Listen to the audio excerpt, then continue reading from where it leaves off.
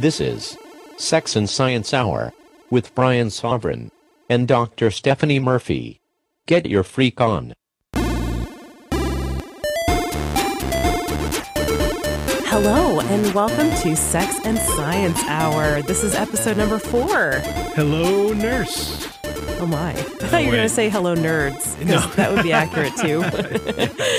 And we mean nerds, of course, in the most positive sense. In a very positive way. We ourselves are nerds, right, I was Brian? once the king, yes. That's right. And I'm Stephanie, and you are Brian. Yes. Thanks for joining us today. By the way, we both have colds that we're getting over, so please excuse our runny noses and coughing and stuff if you hear it in the background. Please be very kind with this episode. Right, exactly. Yeah, that's basically us right now. Yeah. Brian, we better be careful because, okay, so we should say before we start out, we are pre-recording this show. By the time it airs, we are going to be in Texas, where everything is bigger, for the big Bitcoin conference, the Texas Bitcoin conference in Austin, keeping Austin weird as we will do. We'll definitely bring the weird level way up. We are going to be there. And actually, Sex and Science Hour has had a little bit of a time slot change on the Let's Talk Bitcoin network. We are on the Let's Talk Bitcoin network. We used to air on Monday nights on the radio on KCAA. So in case you listen to us there, we are now on Thursday nights at 8 Pacific. Because in the words of Adam B. Levine, the program director over there at the Let's Talk Bitcoin network, we're a little bit after dark.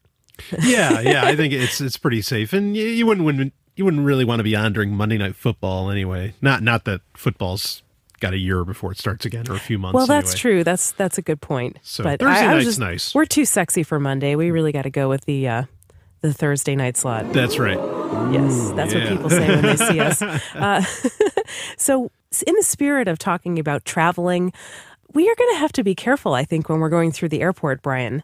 Hopefully we'll make it back to episode, what will it be, 5 It'll the be following week? 5 by then, yeah. Yeah, hopefully we'll make it back because apparently the TSA is out for Bitcoin.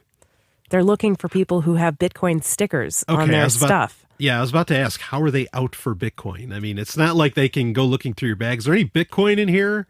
Well, that's kind of what they tried to do, showing a lack of understanding about Bitcoin because it's not a physical item. They told somebody that we see some Bitcoins in your bag and we're going to have to search it. This is coming from Davi Barker. Davi is actually a friend of ours. We just saw him at the New Hampshire Liberty Forum, which we were just at a week before we recorded this or so.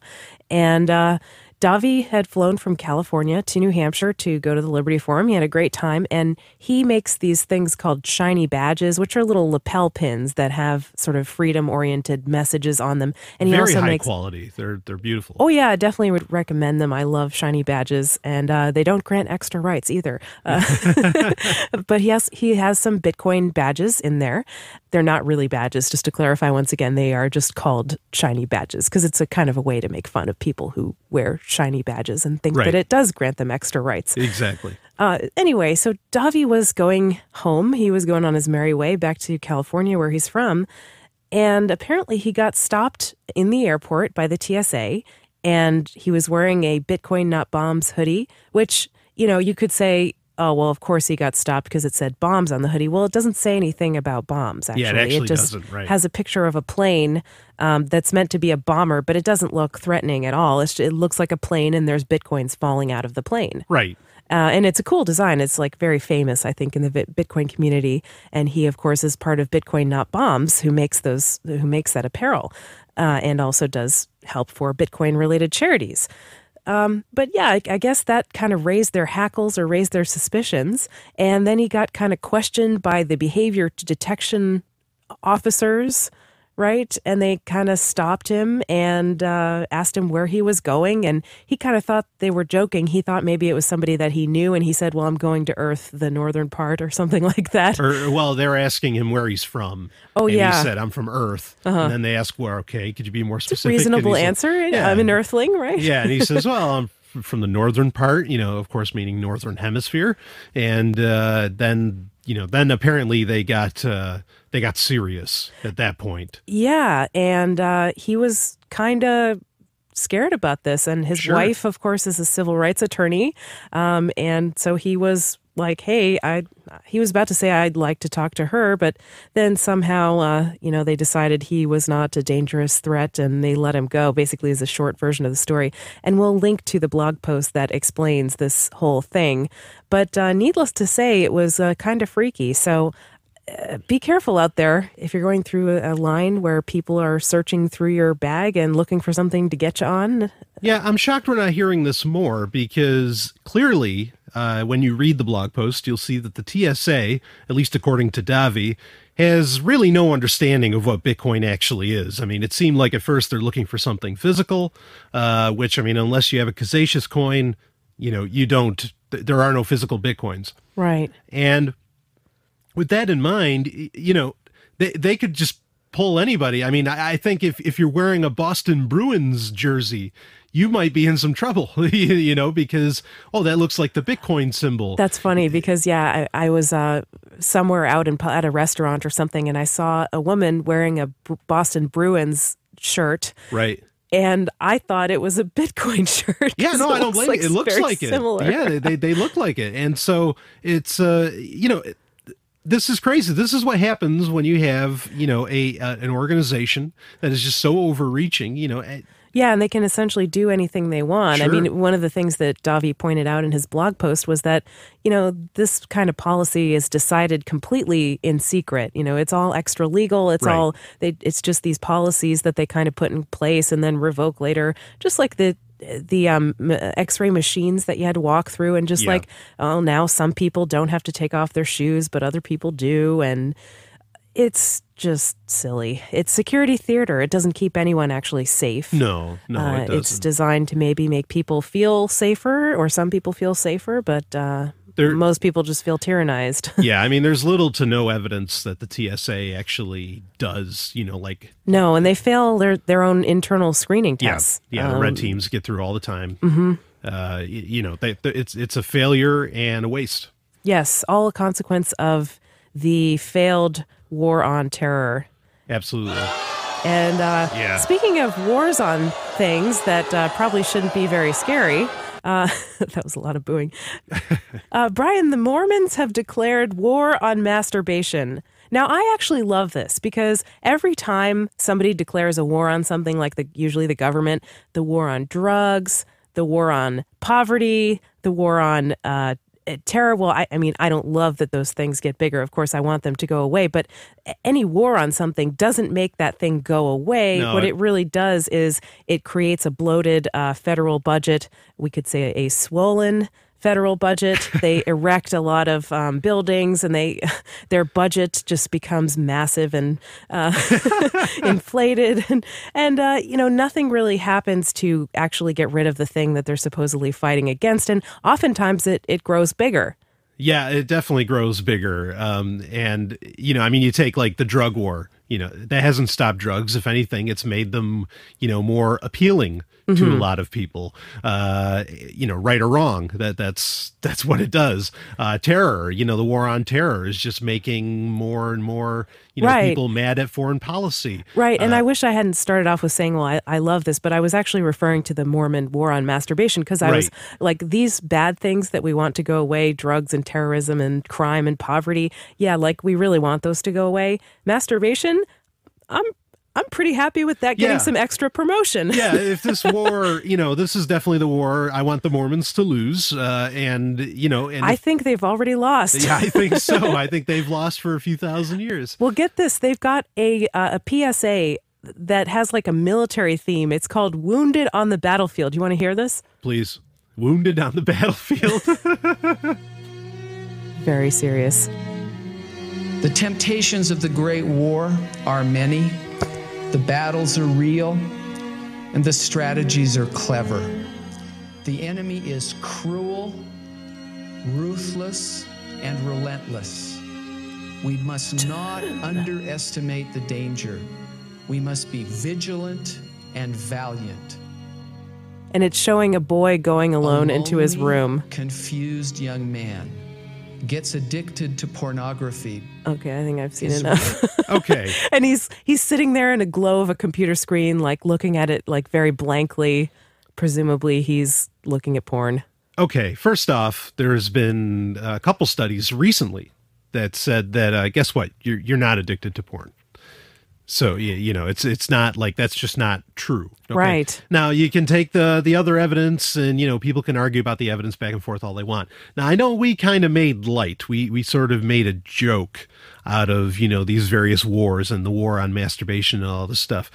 But to somehow compare, really, seriously, in a very serious tone, to compare and contrast the war or the problem of masturbation to like to an actual war by using that ridiculous music, by using all the tones and on the battlefield. It's and all incredibly emotionally manipulative. Is it? Masturbation is a normal part of life. Everybody does it. It's not going to drive you crazy or blind. You're not going to go blind. You're not going to go to hell. All it is if you own your body, you can touch any part of your body. And if you do that in a way that makes you feel good, that's great. You're feeling good. Yeah.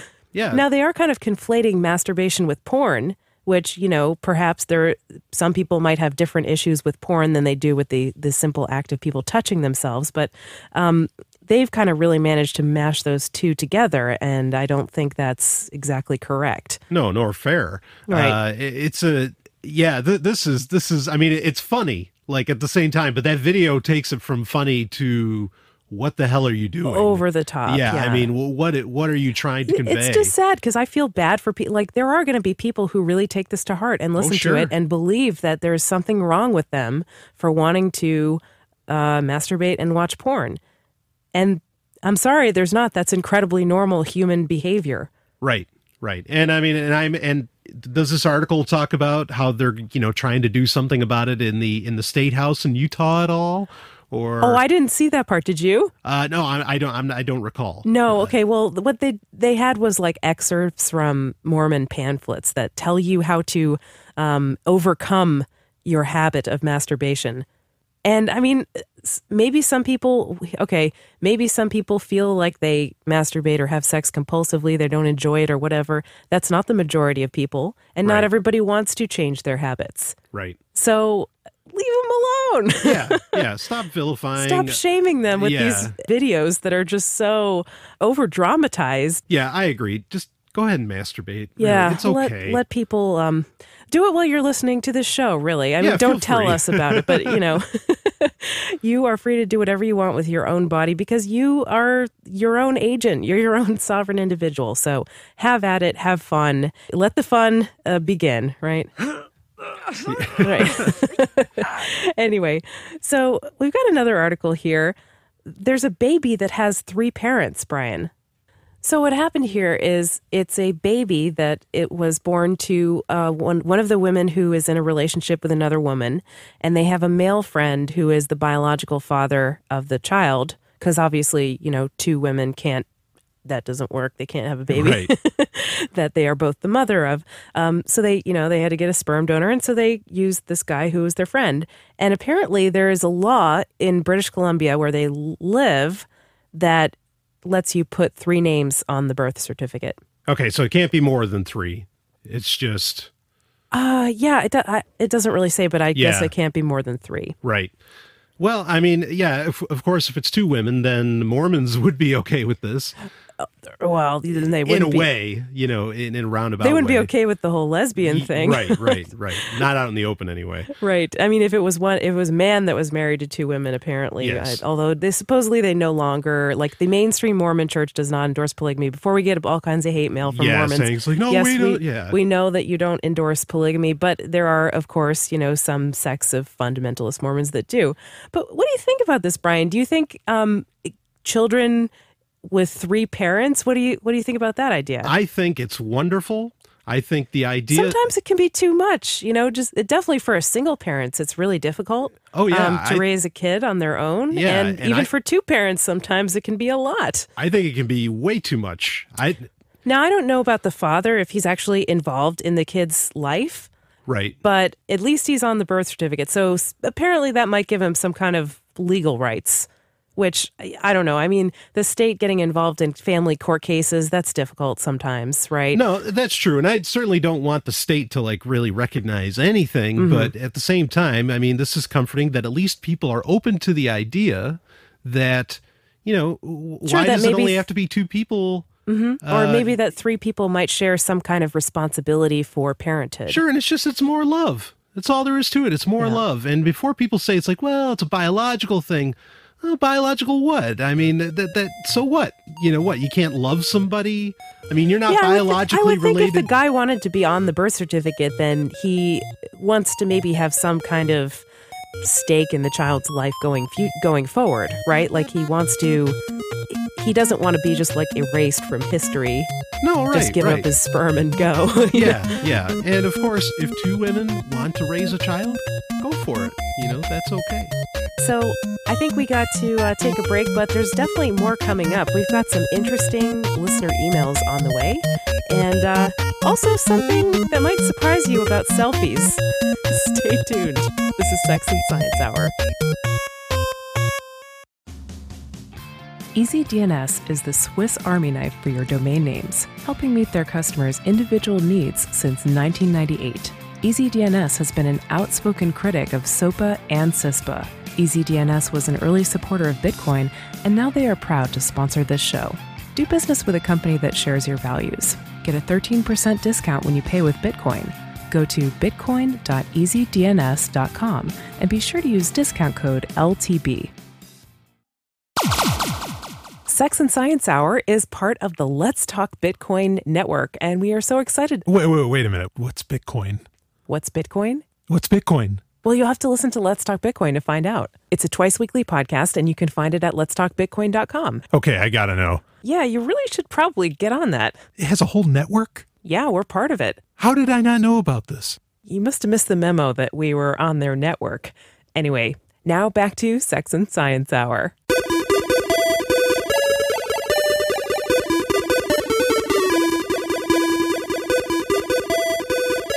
This is Sex and Science Hour. Welcome back to the show. Yeah.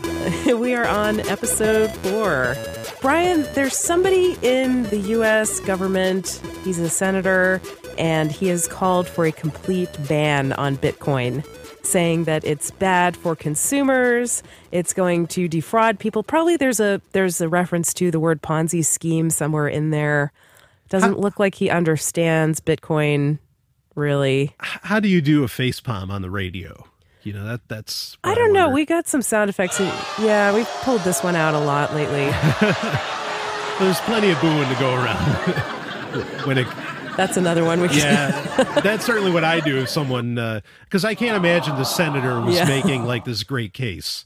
No, I can't imagine that either. I mean, actually, it really reminded me of, there was this guy, Ted Stevens, he was a senator from Alaska. Yeah. And back in the 90s, he made these statements about the internet. Like, he was trying to say that he got an email from one of his staff and it didn't, for whatever reason, he didn't receive it until like the next day or something. But he called it an internet, not an email. And he said, I got an internet from one of my staff. Yeah. And it didn't get to me because the internet was clogged up and it's a series of tubes. And so he was really famous for making this comment about this series of tubes. And somebody made a parody video of that. And he also said like the internet is not a big truck. I don't know what he was talking about. But he's meaning you can't just like load everything into it. And I think you understood it better than me. This is the video. It's not a big truck. The internet is not something that you just dump something on. The internet is not a big truck. The internet. So his comments were a series of tubes. Yeah. So his comments were immortalized on the internet by somebody who made a parody video out of them, which is one of the great things about the internet, memes and parodies and so forth. And I think somebody should do this for this senator from, where is he from? West Virginia. Who wants to ban Bitcoin. His name's Joel Manchin. Yeah, I think someone should do the same.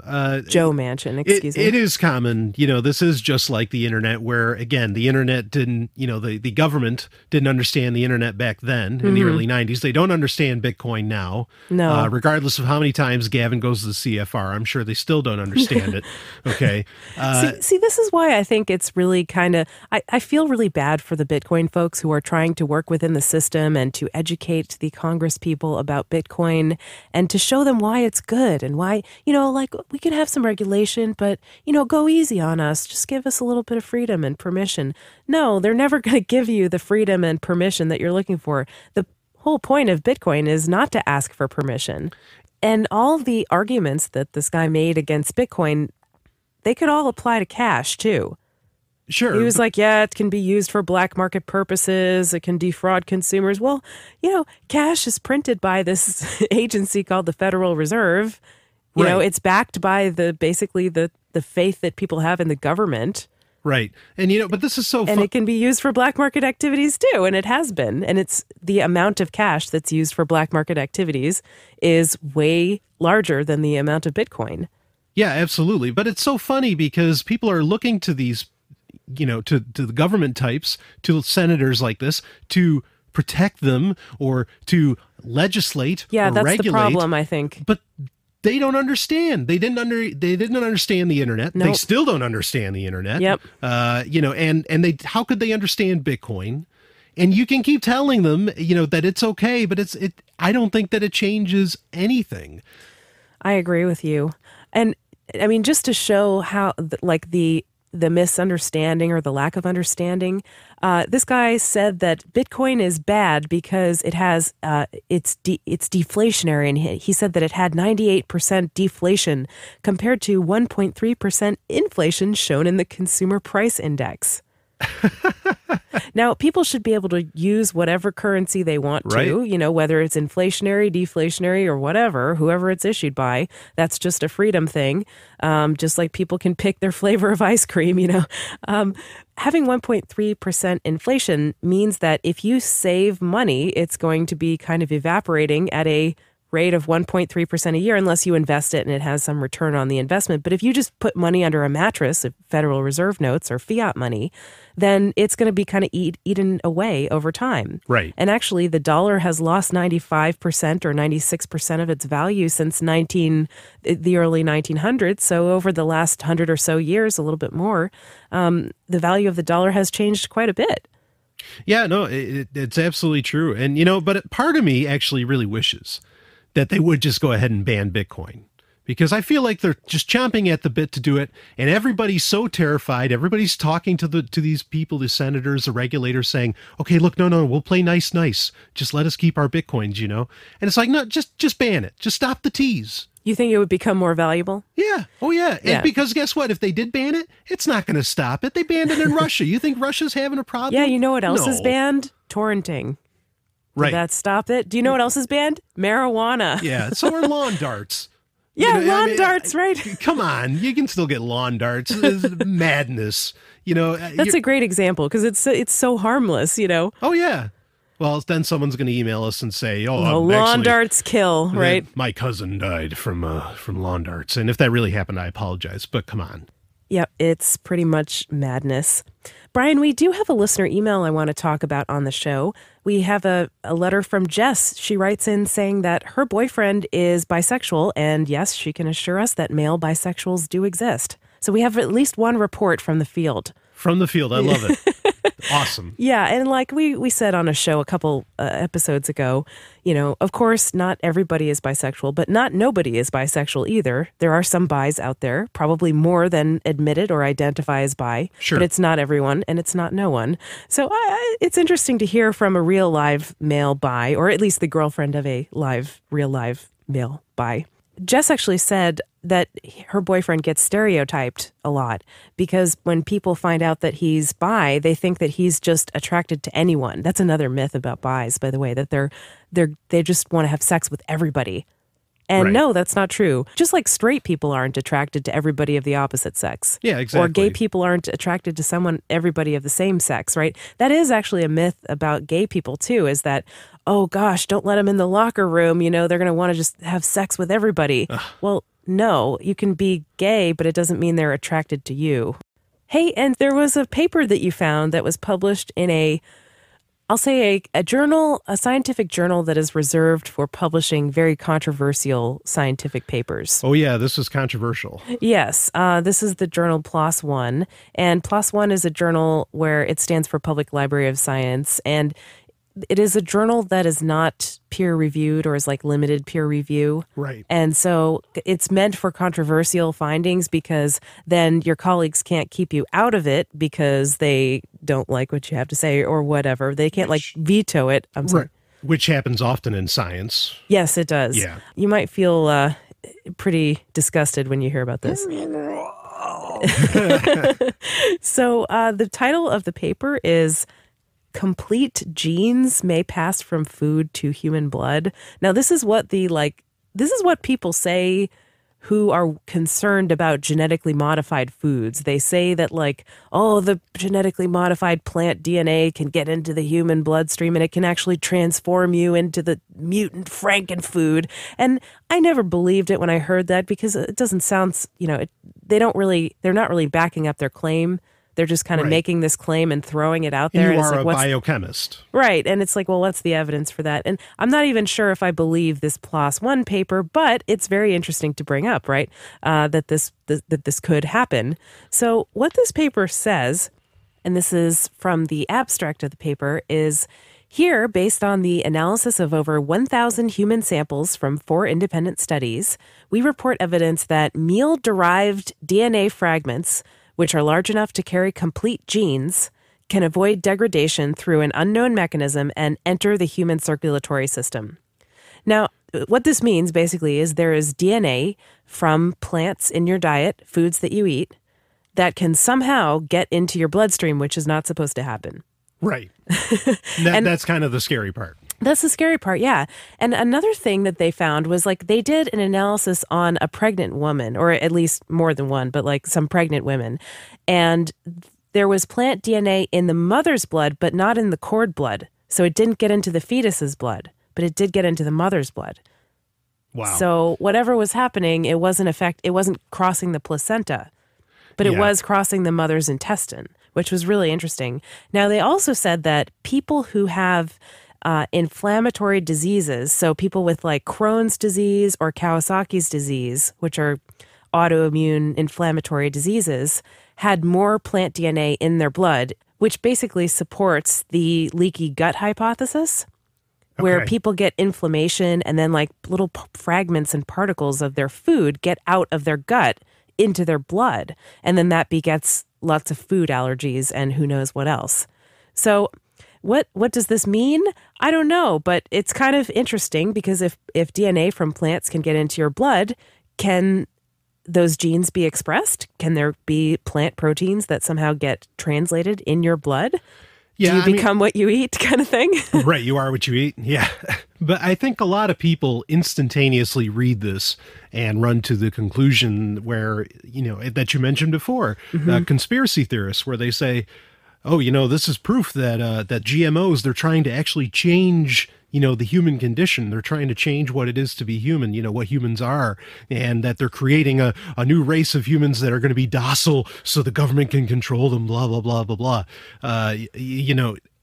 And sure, I understand where this is, kind of, because these people have been saying this for years, is that they're trying to control us through what we eat.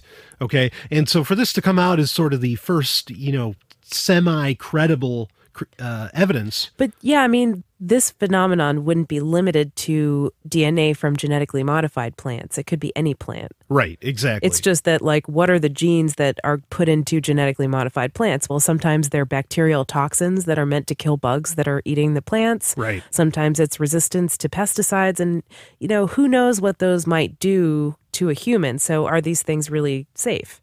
And, I always kind of poo-pooed the health effects of genetically modified foods, except for the idea that maybe if you're messing with a plant genome, it could create new proteins that would cause humans to be allergic to them, and it could increase the incidence of food allergies. Okay, I'll buy that one. And also the environmental damage that comes with spraying all these crops just wholesale with Roundup and herbicides that are meant to kill the weeds, but spare the soybeans, right, that are made by Monsanto. That's bad. Environmental, pesticides be polluting rivers and stuff like that. That's not good. Right. And of course, the whole suing little farmers because some pollen blows over onto their field, and then they surreptitiously take a sample at the farmer's market of their plants and say, oh, you have our genes and you didn't pay for a license, so pay up, and the farmer goes bankrupt just with the court costs. I mean, that is a real problem. Yeah, those right? are real problems. Yeah. This one is hypothetical. Okay. Yeah, until now. Now there's some evidence. There is some evidence. There is at least a kernel of truth, a genetically modified corn kernel of truth to what the GMO people say. Right. But the for this to be planned by some multinational body or whatever would essentially require an entire field of science being worked out for years and years and years, and nobody knew. And this isn't engineering. Okay, this is human biology, really, really complex stuff. Yeah, a lot of times when scientists try to plan something all perfectly, something goes wrong, because there's just so many complex factors. So I think it would be really hard to orchestrate some kind of grand conspiracy. But the conspiracy that I see is we can patent these things and get a bunch of money by suing people. Yeah, that's the conspiracy I see. Right, and those are very real and I think valid and provable concerns, as to where everything else is like, okay, come on, we don't have to go that far to know that this is a bad idea. Right. We've got to take a genetically modified snack break. This is Sex and Science Hour, and there's more coming up.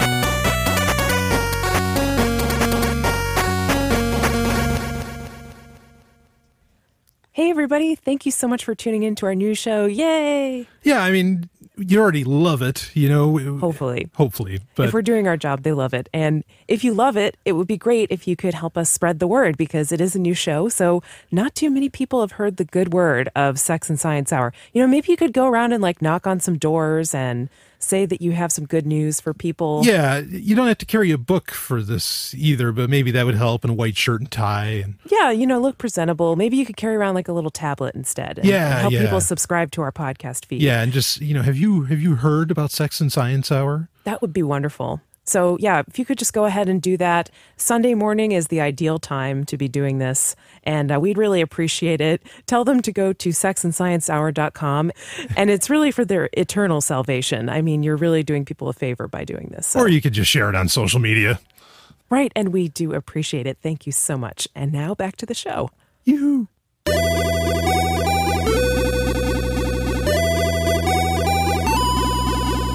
This is Sex and Science Hour. Welcome back to the show. Brian, we gotta talk. Whoa. I can't be in that picture with you because I'm really trying to watch out for cooties. I don't want to catch whatever you're given. Cooties? Yeah, I'm afraid that if I am in the picture with you, if we take a selfie, I'm going to get lice, because I saw an article in the Huffington Post saying that selfies cause lice. Wait a minute. I'm bald. I shaved my head. Yes, you are. So obviously I'm being facetious, but there was an article that I read today in the Huffington Post saying that selfies could spread lice. Now, this was just the most unbelievable scare campaign that I've ever seen. It was like they had quotes from doctors saying that, usually it's young children that are at risk for head lice, but I've been seeing a lot of cases in teens now because they're putting their heads together to take cell phone pictures. And when they put their heads together, the lice can spread from one person to another. Wow. Talk about scare campaign. And for what? Like what? I don't even understand.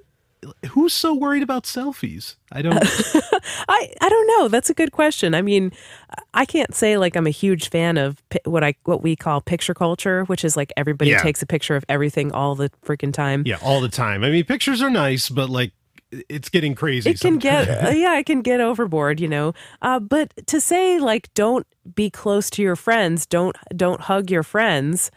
Don't stand next to them close enough so that like cooties could jump from one person to another. I mean, this isn't even sex. This is just standing next to each other in a close fashion, like you're taking a picture or something. Right. This isn't even something that's really that fun, you know? And now they're saying you can get cooties for this. Is this just like a way to demonize all kinds of touch? I don't know. It kind of makes you wonder, you know? I do wonder. I think there's so many things. You know, one thing that annoys me is the handshake. You know, let's have a good hug. You know, forget the handshake. It's fine. Really? I don't want to hug everybody. You know, like I don't want to hug everybody.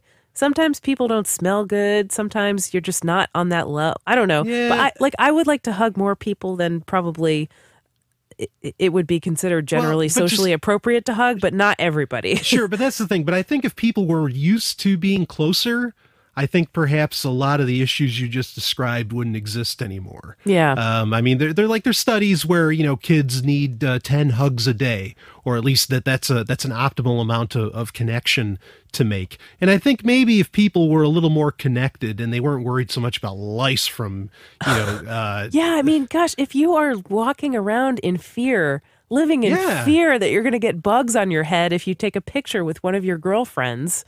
Right. That seems to me more stressful than if you actually got lice, maybe like the 0.01% chance that maybe you would get lice, you know? Yeah, this sounds so much like don't go outside, you know, don't do it. Don't leave the house. You know, exactly. I mean, in fact, you're creating that kind of mentality creates so many problems. Why leave the house at all? You might get lice. You might get hit by a bus. You know, like life is full of risks. Oh, yeah. Right. And the reason that we drive, the reason that we have sex, the reason that we eat sushi or other types of food is because we get pleasure from those things. Sure. Yeah. Or they enabled us to do other things that give us pleasure. Sure. And to avoid doing them because there is some risk and zero risk is acceptable, to me doesn't seem like, you know, the whole picture's being taken into account. No, it's you gotta live.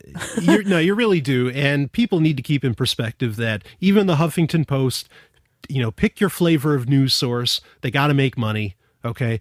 So do a lot of these doctors, where they got to make money. So they have to come out with outrageous claims that get people's attention. This is maybe clickbait too. Yeah, it's clickbait at best. Oh yeah.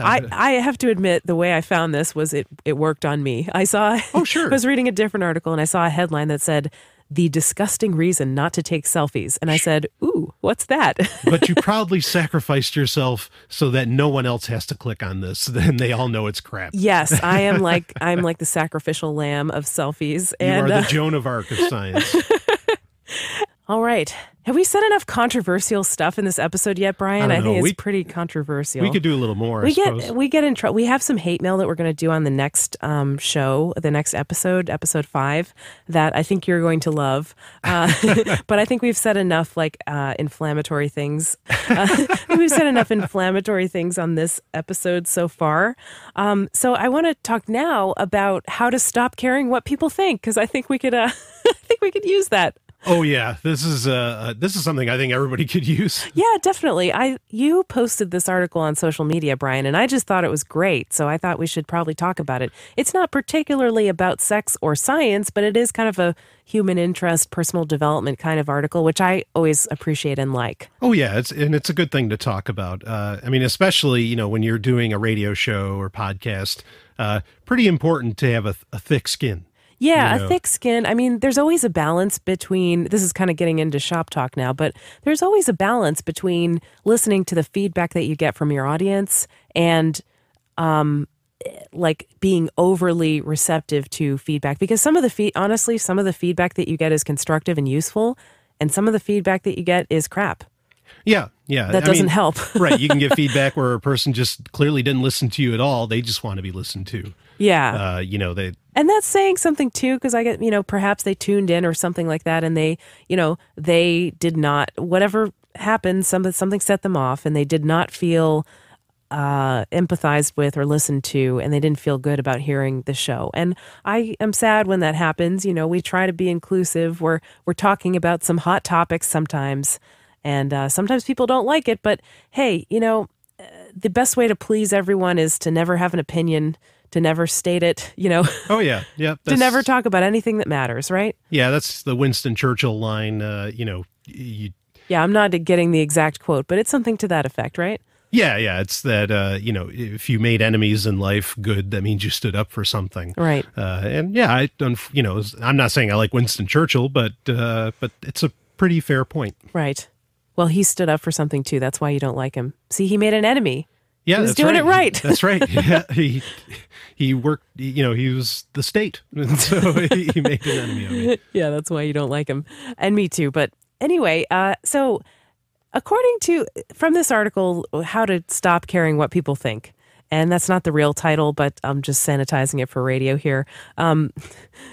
Ironically,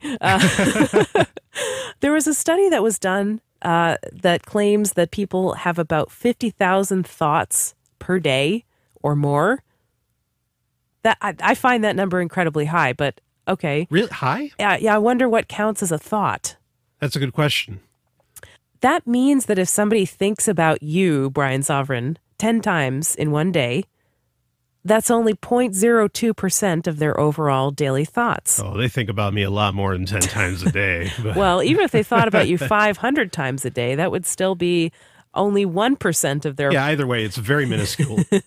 Yeah, you'd only be occupying a small percentage of their thoughts. So that helped. That put it in perspective, right? Oh, sure. Yeah, I agree. It definitely did. Yeah.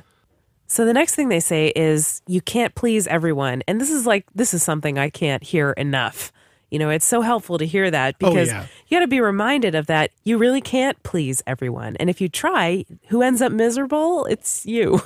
Yeah, sure. And especially I think a lot of, society in general kind of tells women or, girls. Oh, yeah. Growing up. That, I definitely got that message. You're supposed to be nice. You're not supposed to hurt anyone's feelings. As if you're responsible for other people's feelings. You're not. Right. And then, men are supposed to, the only thing they can feel is mad, or anger.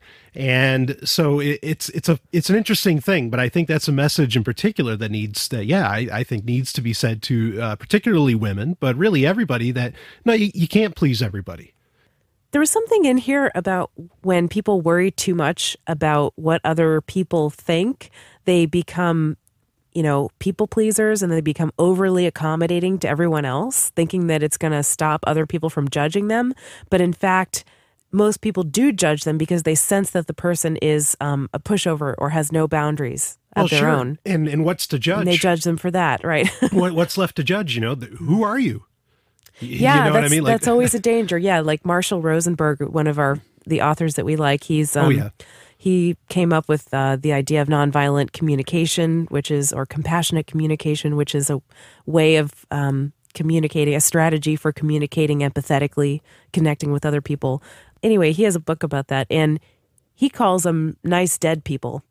Right? Like there's a bunch of nice dead people walking around because they're very nice, right? They're polite. Sure. They accommodate what everyone else wants them to do, but they're dead inside because they don't have a sense of their self. They don't know what they want to do. Right. Yeah, and that's a real problem. If we could just, this is something, people act on self-interest, in my opinion, whether they want to admit it or not. Yeah. Every action you do is self-interest. Even something you think is sacrificial is you're weighing a cost benefit. Okay. And so if you have no idea what you actually want, I don't know. It's a scary. Yeah. But from very early on, a lot of us are taught that it's a virtue to sacrifice your own desires and to let other people impose their will on you. And I reject that. And I think you did too. And that's why do. We're libertarian outcasts from society. That's right. No, not really. But that's why, we live a kind of an unconventional life. We do a lot of things that you are not supposed to do. You're not supposed to work for yourself. Sure. You're not supposed to, not clean your house or whatever. You're not supposed to sleep past a certain time of day. You're supposed to have a nice, stable job. You're supposed to have kids. You're supposed to settle down and get married. You're supposed to buy a house and a car. And we haven't really done any of that. No thanks. And it feels great. Yes, it's very freeing. Not to knock anybody who that's what they genuinely want to do. If you want to do it, that's fine. But if you want to do it, that's great. Yeah. If your parents want you to do it, that's another story. Exactly. And you don't want to do it. Or if it's what society expects you to do. Yeah. Again, I mean, pleasing society is the same thing as being a people pleaser. They're synonymous.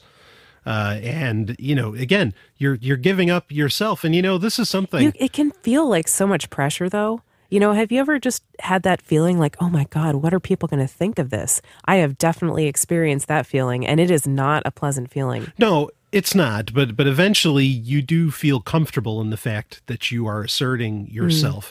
And I think an important thing that a lot of people don't realize is that because that kind of attitude of not being a people pleaser, of not wanting to sacrifice, a lot of people take that as, wow, you're really selfish. You're really, just looking out for number one. Well, here, I want to flip that around on you.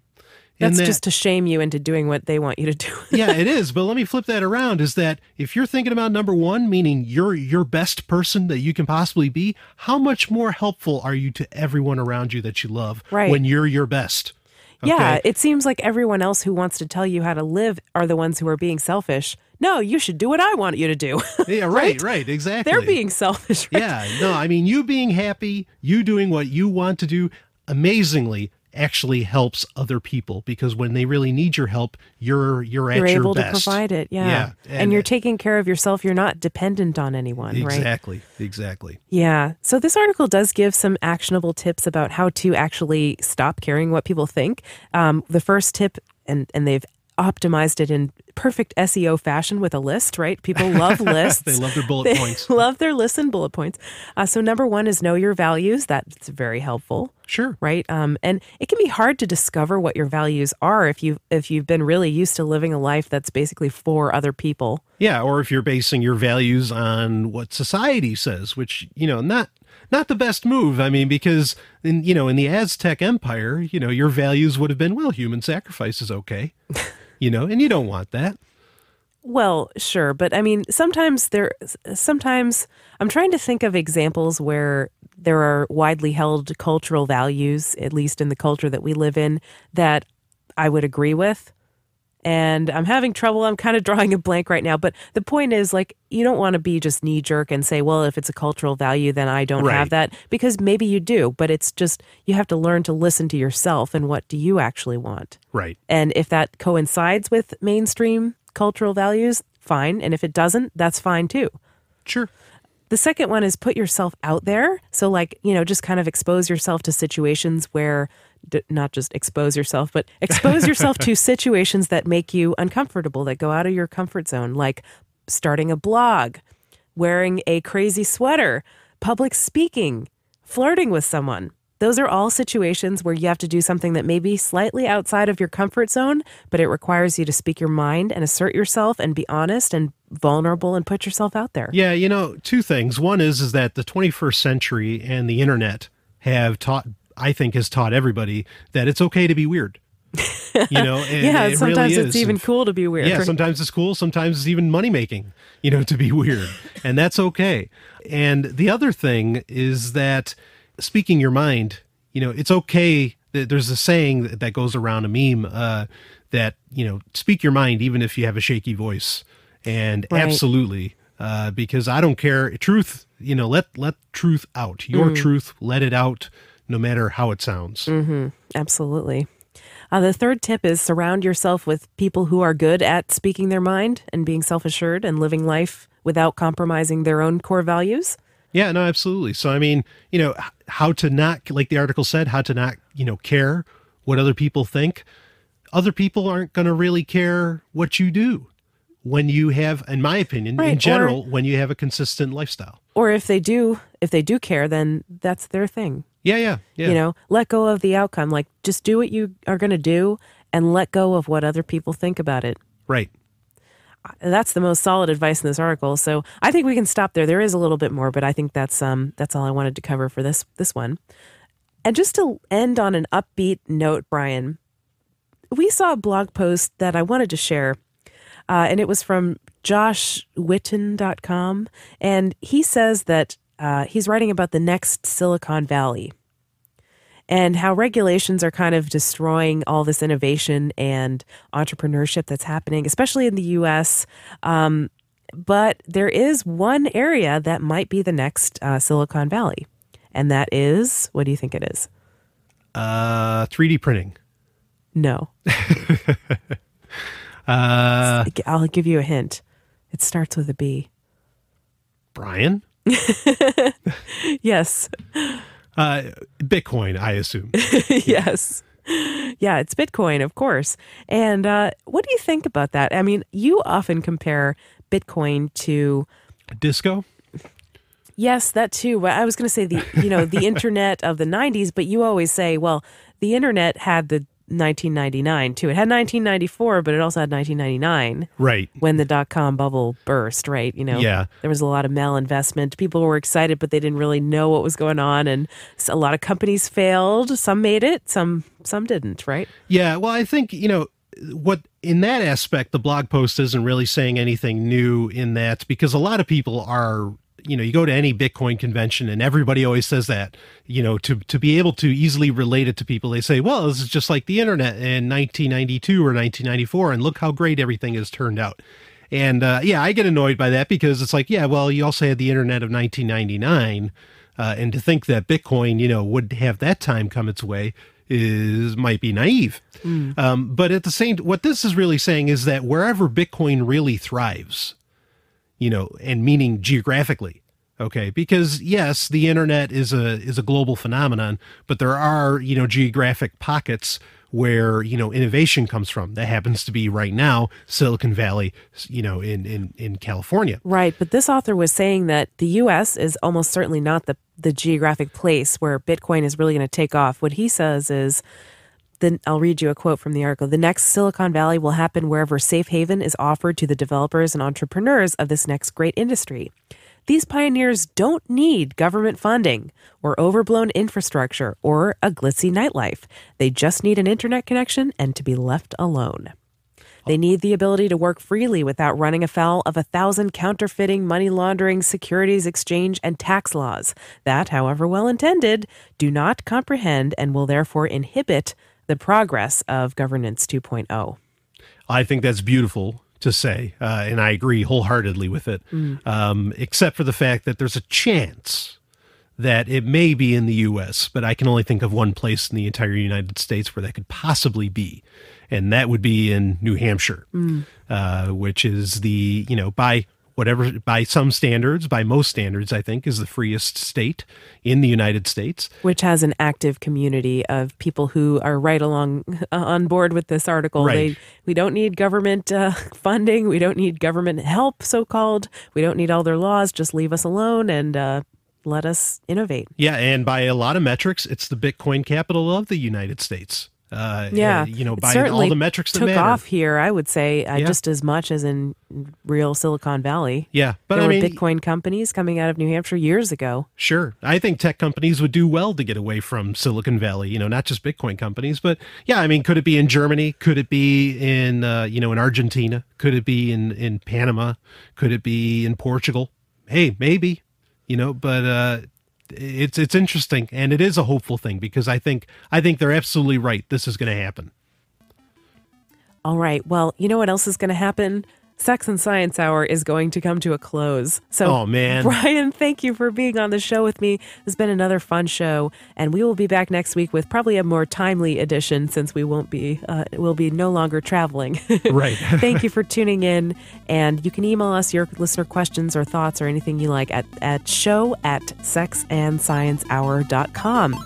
Thank you so much for tuning in, and have a great one.